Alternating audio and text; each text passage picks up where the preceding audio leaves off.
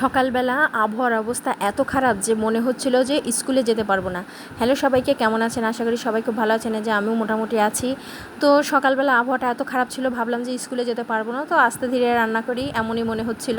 তো এখানে আমি উচ্ছে আর আলু ভেজে নিচ্ছি, আর এখানে ডাল রান্না করছি, আর ইলিশ মাছের মাথা দিয়ে উচ্ছে আর আলু রান্না করব। এই যে আকাশের অবস্থা খুবই খারাপ, হঠাৎ করে অন্ধকার হয়ে আসছে।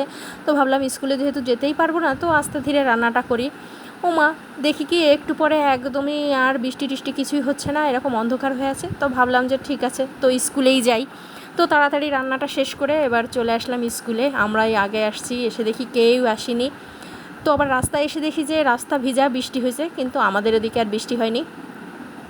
তো কিছুক্ষণ আমি আর বাবু বসে থাকার পর আরও কয়েকজন আসলো, এবং বাবু তাদের সাথে খেলা করছে। আর বাবু এখন স্কুলে যে খুবই দুষ্টামি করে, লাফালাফি করে। আগে যাই হোক একটু বসে থাকতো, কিন্তু এখন আর বসে থাকে না। এই যে ওদের সাথে দৌড়াদৌড়ি খেলছে, ও নিজের মতো নিজে লাফাচ্ছে, এই আর কি।